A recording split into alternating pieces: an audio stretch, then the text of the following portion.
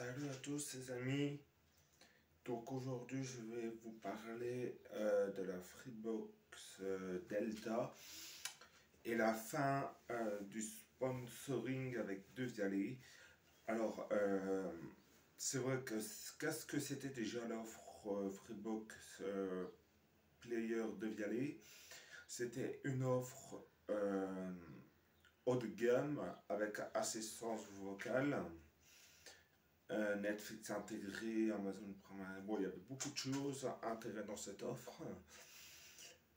Et donc, l'enceinte de Vialet, après, au moment de la souscription, c'était 480 € sur 24 mois ou 480 € comptant. Et donc, Free après l'a proposé vers, je crois, c'était 8 € au début en location, puis une dizaine d'euros jusqu'à la disparition du player.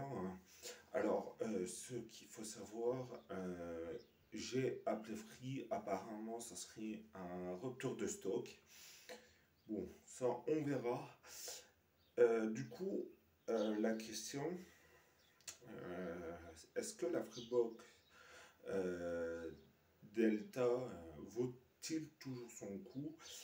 Alors, pour la partie, si vous ne cherchez pas le débit absolu, si vous n'avez pas besoin de toutes les fonctionnalités, donc le NAS, les VM, bon bref, beaucoup de choses, comme aussi la réalisation XD7 4G, puisque ça aussi, ça on l'a plus dans la pop.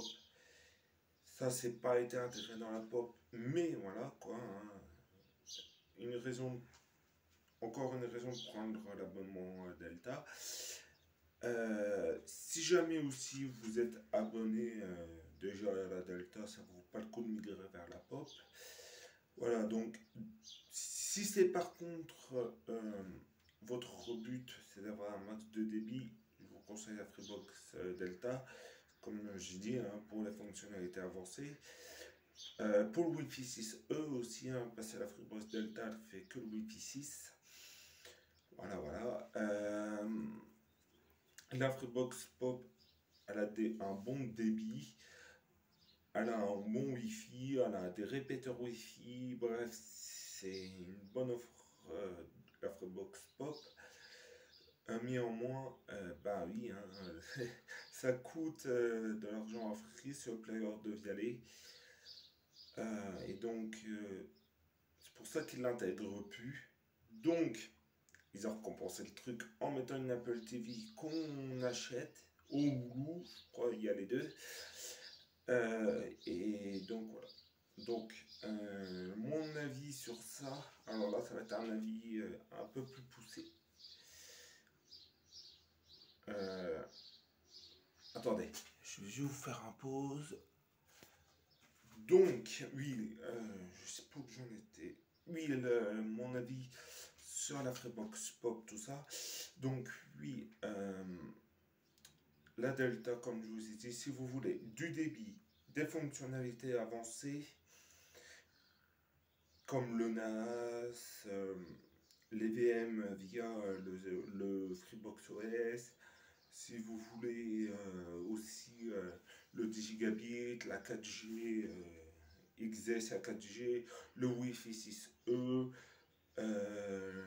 la possibilité d'avoir toutes ces fonctionnalités, là le prix il est peut-être justifié.